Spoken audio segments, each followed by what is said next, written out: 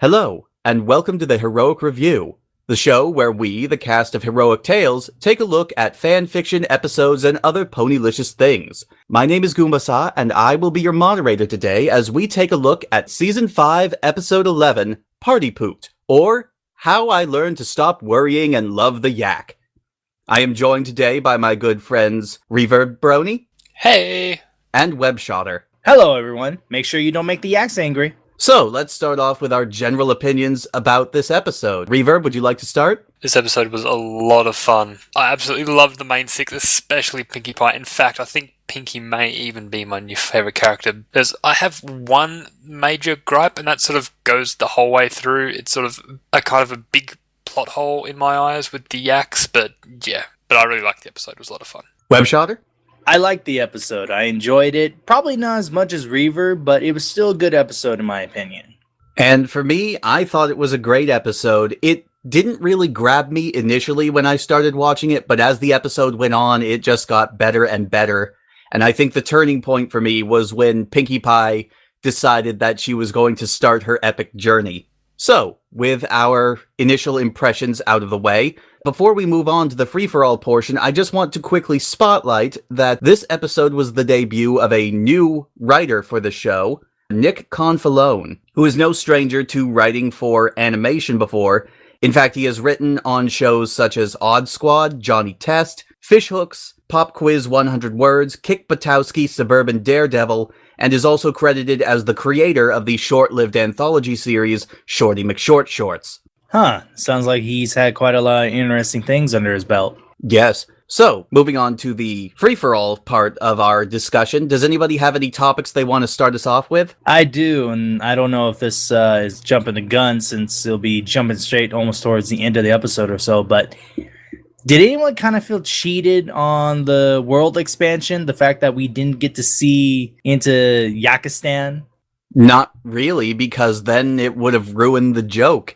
In this instance, I think it worked out really well. I mean, we got to see just enough of it, and we did have the representatives of Yakkety-Yakistan there in Ponyville, so I think the world building was still accomplished, just in a bit of a roundabout way. Yeah, but I still bet Pinkie Pie felt like she got gypped real bad, considering she rode the sled all the way back to Ponyville and back to her bed. That was insane. That was absolutely insane. The sled riding scene near the end was also a great highlight of this episode's excellent comedy. I mean, Pinkie Pie episodes are usually very well known for the fact that they have very, very good comedy segments, and this one was no exception. We had Pinkie Pie going on her epic journey, narrating to herself, which was great. We had the whole segment that we missed of her journey after she fell into the ravine, where she tells us that she got saved by the Wonderbolts, she started the Beatles broke up, and then she continued her journey. Oh my god, it was so good. And then a random Cadence appearance right next to her as soon as she gets to the borderlands of Yakkety-Yakistan. Just cause. Well, that was also another thing that was very good about the episode. They brought back a few ancillary characters from much earlier in the series. I mean, I think this is the first time that Cherry Jubilee has had a speaking role since the last roundup. That was it. It has been a while since she's shown up. Yes, this is the first time she's shown up in this season, and it's actually been pretty good to see her again. She was a very, very lively character, and I love that they gave her so much personality, even in just the 60 so seconds that she was actually able to speak before falling asleep. She really made an impact. That was so cool. Speaking of you characters, well, sort of throwbacks to characters and stuff like that, I love the couple of instances where Gummy had sort of licked Pinkie on the nose, and through that gave her the idea to go to the Crystal Empire, and then he dropped out the note, and that was really cool with Gummy. He was the silent voice of reason and wisdom. And I'm not sure if you guys also caught with the party at the end, a couple throwbacks to the 100th episode with Bon Bon giving Lyra a flower, which was really adorable. Yes, that was very, very nice. In terms of Pinkie's character, I think she was portrayed very, very well in this episode. Not only was her comedy very on point, but I also love the way that the episode showed that she is not infallible when it comes to parties, that she is capable of getting nervous, but that she is also incredibly determined when it comes to putting on the best party that she can. Exactly, and I love that they've written this emotional middle ground, because so many times you just see her as, crazy happy, crazy excited, or, an extreme of two different emotions. And I love seeing the way that she shifted between the two. And I loved the narration as well, that sort of sincerity and seriousness behind her voice and what she's saying, and how she deeply believes it, except in a more of a somber sort of way. Yeah, that was so good seeing so many different sides of her in this episode. I loved it so much. It was also interesting to see her kind of freak out again. I mean, normally she's, as you pointed out before, Reverb, is that she's happy, excited, or something else in extreme. But the fact that she showed that she can really think things out. I mean, it's already been shown that she's not just a one-sided character in terms of emotions and whatnot. And I know I'm probably going to get a lot of flack for that. But anyway, point being, it was kind of neat to see her, I don't know, break down in nervousness again. Unlike the Party for One episode where she becomes psycho. Speaking of being very nervous, Pinky wasn't the only nervous pony there. Twilight was also a fantastic character in this episode, I thought, because it was another instance of her sort of trying to cope with her own nervousness and her want to really impress Celestia. In fact, the entirety of the main six in this episode were very, very well portrayed, even though most of them had smaller roles to play compared to Pinkie Pie. Yeah, they all had their time to shine, and they also all had like a couple really, really funny, just one-liner things that they just throw out there. Like, I remember at one point they were looking for Pinkie Pie, and Applejack was like, "Oh no, we couldn't find her in the barn, but we did find a spare set of teeth," which, not a complete loss. It's like, oh. And Twilight is afraid of quesadillas. Yeah. Oh boy, let the fanfictions roll. And Fluttershy's like, so do we just walk up the slide, or what's going on? Well, 3 of you can fly, and 2 of you can carry, so that all works out, right? Don't ruin the joke. But sorry. Speaking of Twilight's great freak-out moment, there were so many amazing facial expressions in this, and just sort of reactions and sort of slow deteriorations into freaking out. Especially, I remember when Twilight just started screaming about the cake and her eyes just went absolutely crazy. And that was really good. Especially during the scene where they're having that round table discussion, and you can see Pinky's mental state slowly deteriorating, the way that her eyes shift back and forth, and Rainbow calling her out on it. It was fantastic all around. And every time we do this, we praise DHX up and down for their animation skill and the fact that they seem to improve with every single episode, and this is absolutely no exception. Oh, absolutely, I couldn't agree more. There was a face which Twilight made, which was the exact same face that she made in Lesson 0, which was amazing. The sort of, the hi girls, one where her teeth are all scrunched up into the side, and she made that face for a split second as well as she was looking at Pinkie Pie, and it was really good. That was a good callback. Did anyone notice how it seemed like it was going to start off as like a main 6 episode where it almost looked like it was focused on everyone, to where later on it just turned into a Pinkie Pie Twilight episode? I think it was pretty obvious from the beginning that it was going to be a Pinky-centric episode, because they started off with the title, Party Pooped. They made it clear that they were having delegates over for a party, and they kept talking up Pinkie Pie even in the beginning, especially when she was trying to calm down Twilight at the beginning of the episode. The thing I was worried about, as it became clear that there's new delegates, you make them feel welcome, I thought, oh god, is this going to be like the Crystal Empire Games pony one? And I'm very glad it wasn't that. So Smile and wave, princess, smile and wave. No, I'm glad that wasn't like that either. So, moving away from the main 6 for a moment, and Pinkie Pie especially, even though she was fantastic in this episode, we got a new species to talk about now. What do we think about the yaks? Yaks smash when angry.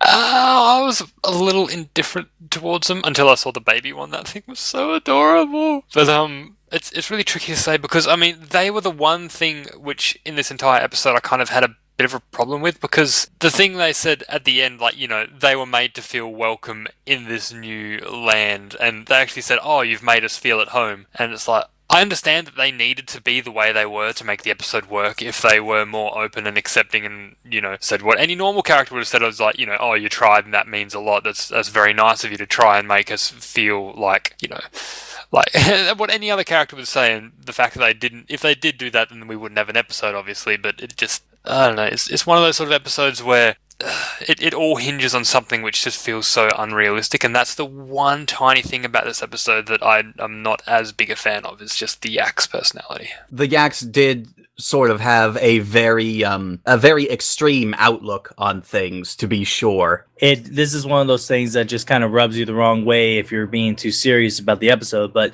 in a way, I do agree with you, Reverb, that the Yaks weren't entirely doing it for me. I mean, I decided to keep with the episode just to see if there was more sides to him or not, and I will say the baby yak, or the young yak up in the north, actually did kind of save it from me, just like you. Even with their extreme reactions, I will say that the ending of the episode where Pinkie Pie makes friends with the Yak Prince, I thought was still very heartfelt, and their behavior also led to what I think was one of the best moments of the episode, where at the end, the prince says, "We no declare war," and you see it pan over to Twilight looking at Celestia, who looks very disturbed and wondering what the heck is going on, which I thought was a wonderful reaction. It was so perfect. I mean, it was so perfect. I mean, in sort of any other circumstance, you'd imagine she'd sort of be like, "Oh, you guys," and except she just looked at Twilight, she's like, "Wait, what? What nearly happened?" And it's like, oh man, I really enjoyed that bit as well. And